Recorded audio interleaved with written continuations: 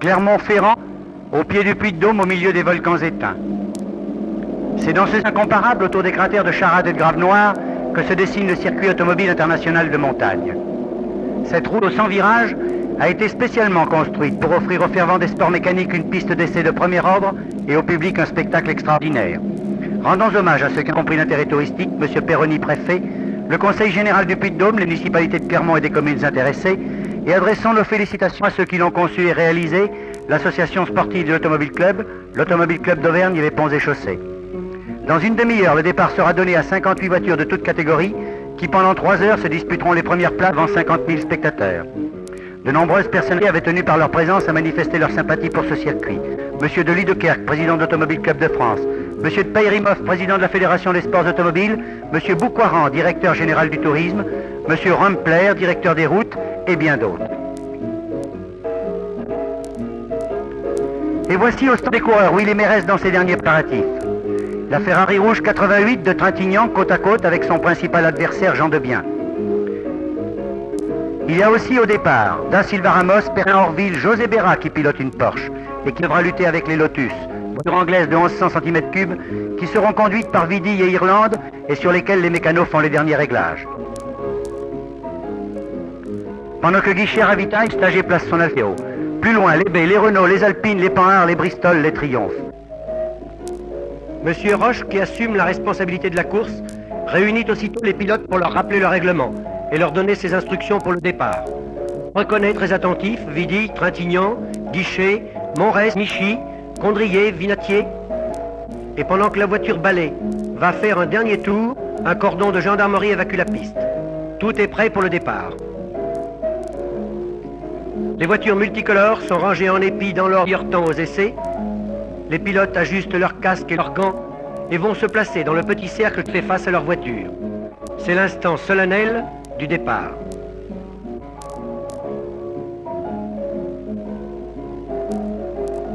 Le directeur de course lève son drapeau. Attention!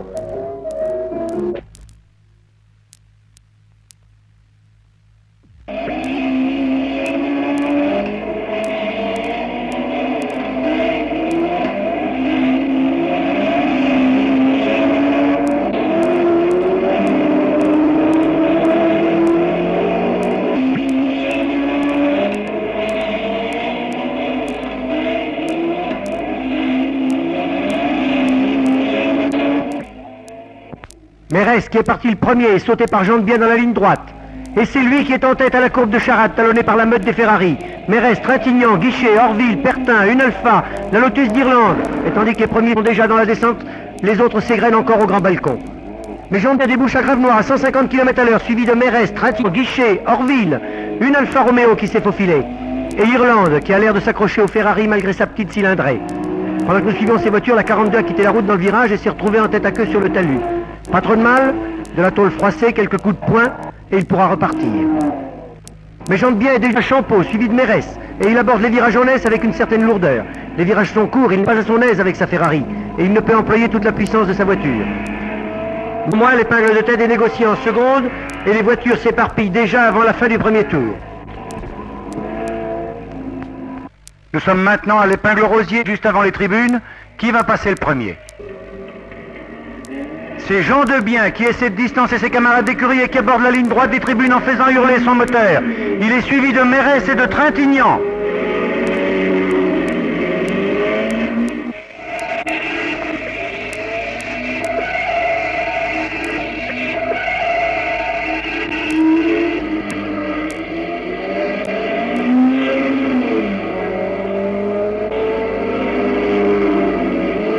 À Charade, Picard 78 a eu des ennuis avec le talus. Une marche arrière dangereuse et il va reprendre la bonne direction. 3 coups de balai pour la sécurité. Et Vidi débouche de la passerelle abordant la descente avec sa Lotus métallisée qui colle à la route d'une façon remarquable. Il rattrape Picard qu'il dépassera avant Grave-Noir. Mais que se passe-t-il? Picard range sa Ferrari dans une carrière, personne n'a le droit de l'aider. Il descend vérifier ses roues qui ont dû souffrir dans le talus. Non, c'est un amortisseur et Picard sera handicapé. Il gronde encore au loin. Au grand balcon, les petites cylindrées mènent bon train. Panhard, DB, Alfa Romeo, Bristol se doublent et s'étirent. Elle tourne à 95 de moyenne.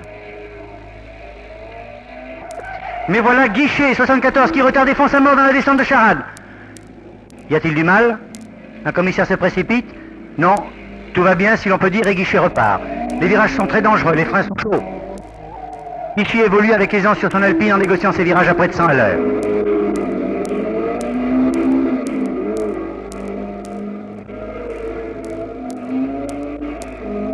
Nous retrouvons les voitures de tête au grand balcon, indifférentes au magnifique panorama sur Clermont et la Limagne. Jean Debien, grand pilote, mène le train avec vigueur. Il a le circuit en main, ses dérapages sont bien contrôlés, il descend à près de 120. Trintignant le suit, il a sauté Mérès. Il est suivi de Mérès et d'Irlande sur 50 sur sa Lotus verte qui est maintenant en 4e position et qui a gagné 6 places depuis le départ. Au grand balcon, une voiture se retournée, le pilote est blessé. Un commissaire court au téléphone, demander une ambulance. Un Champeau, autre accident, l'appendice des Mars est fracassé. Service de sécurité alerté. Le docteur Bidet de l'hôpital, cependant qu'un gendarme en communication avec l'hélicoptère de secours. Les ambulances partent sur le circuit, les commissaires sont alertés de poste en poste. Ordre est donné de sortir les drapeaux blancs, ce qui veut dire pile une ambulance est sur la route. Le commissaire de proche en proche assure ainsi la sécurité de la course. Les blessés sont pris en charge et ramenés au poste de secours pendant que l'hélicoptère qui surveille les opérations s'approche de l'aire d'atterrissage prévue aux tribunes derrière les stands de ravitaillement.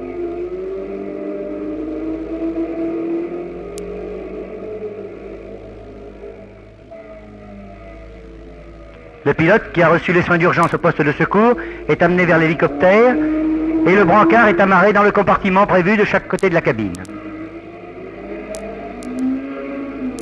Dans quelques minutes, le blessé sera à l'hôpital, en plein centre de Clermont.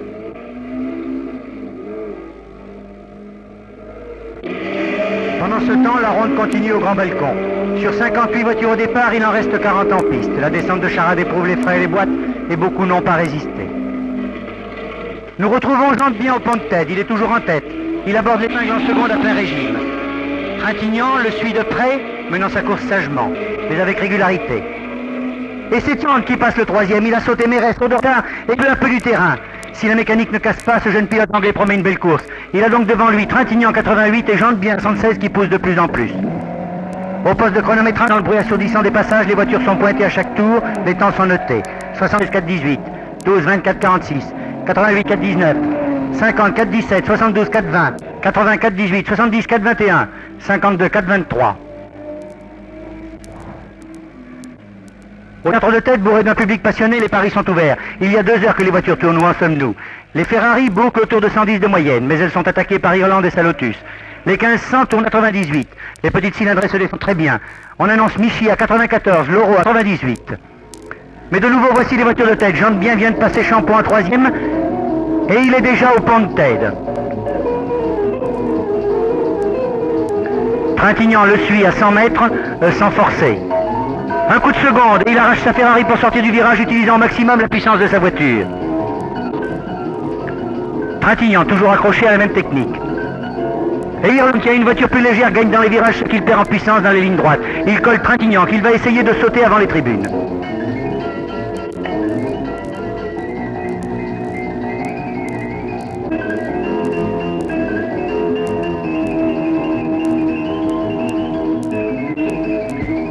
Et Irlande est passé aux tribunes en 2e position. Il va maintenant attaquer Jean Debien qui a cependant une bonne avance sur lui. Il déclenche la bagarre. Trintignant, mordu, s'accroche à ses roues et Mérès commence à prendre des risques redoutables. Dans Charade, Irlande allume ses phares, annonçant à Jean Debien son désir de le passer. Jean Debien, certes, est un pilote de grande classe, très audacieux, mais sa Ferrari est un peu lourde. Irlande, léger, fin pilote, très calme, négocie ses virages à bout de bras, bien assis dans son baquet. Il gagne quelques centimètres à chaque courbe.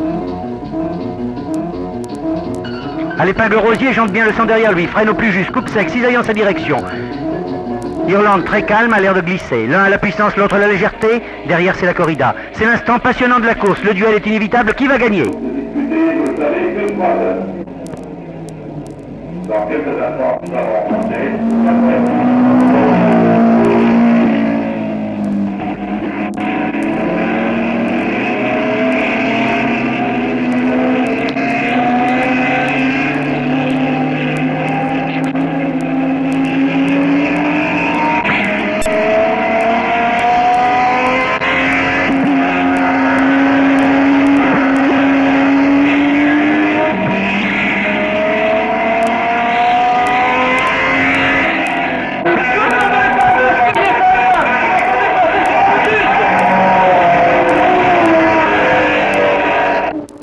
Irlande, qui a passé jante bien juste avant les tribunes, fonce maintenant dans la descente de Charade, suivi de la meute des Ferrari qui prennent des risques de plus en plus grands. Comme si un aiguillon les avait piqués, les Ferrari, les Bristol, les Triumph font crier leurs pneus.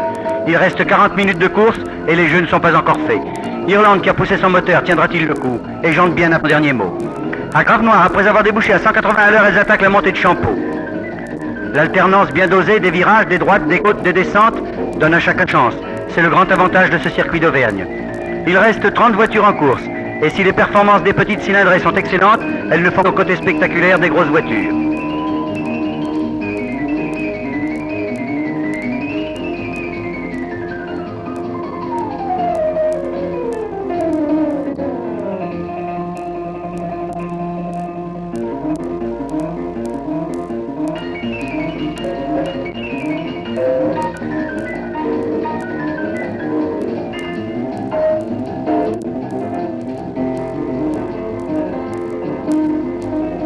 Mais accident.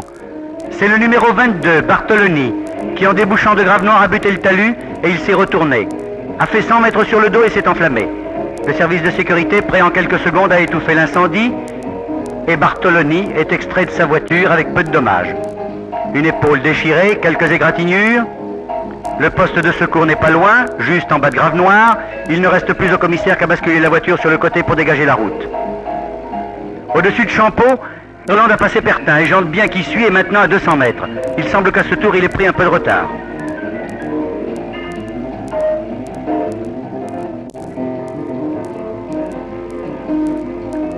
Irlande, qui a gagné de plus en plus du terrain, va passer les tribunes avec la régularité d'une montre.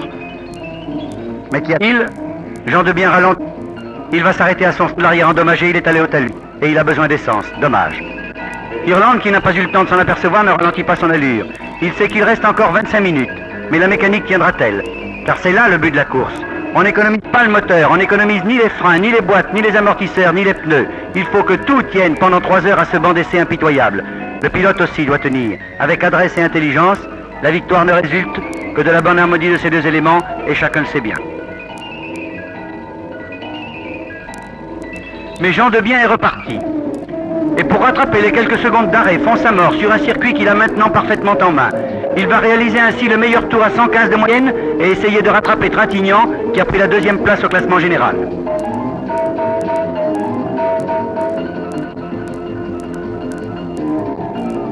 Mais Trintignant, stimulé par Irlande qui le précède, aiguillonné par Jean de Bien, cherche à maintenir sa place.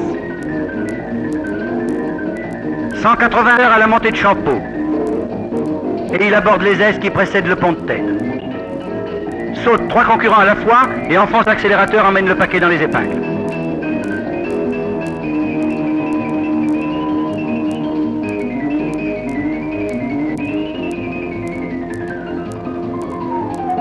À 500 mètres derrière, Jean de Bien fait le maximum. En 2 tours acrobatiques qui prouvent sa grande classe, il a repris des secondes à Trintignant qui le talonne durement. Mais pourra-t-il passer? La lutte entre les voitures de tête est de plus en plus spectaculaire. Le public de plus en plus passionné. Et voici le dernier tour.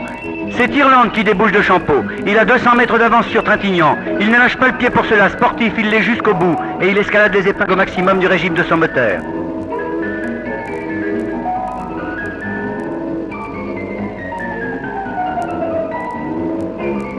Il rattrape la Lotus de Vidy, son camarade d'écurie, et par coquetterie sans doute se présentent ensemble à la ligne d'arrivée sous les applaudissements de la foule, devançant Trintignant, qui a mené sa course avec mesure, et bien malchanceux, mais qui a fait une remontée étourdissante dans les dernières minutes.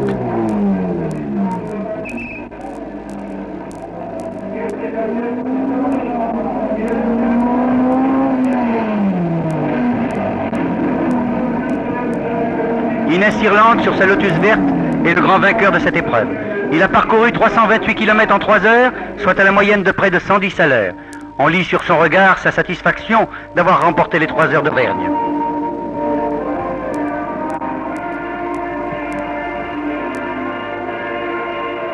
Les gagnants de chaque catégorie sont très entourés et donnent leurs impressions sur la course et sur le circuit qui a conquis d'emblée les techniciens et les pilotes. Félicitons ceux qui en ont eu l'idée. Félicitons ceux qui ont eu l'idée de placer cette belle route dans le site remarquable des Volcognes, à 2 pas de Clermont-Ferrand. Félicitons les organisateurs et tous ceux qui l'ont réalisé. Bravo Irlande, Trintignant, Bérin, Vinatier, Laureau. Bravo, brillant vainqueur de cette magnifique épreuve d'avenir.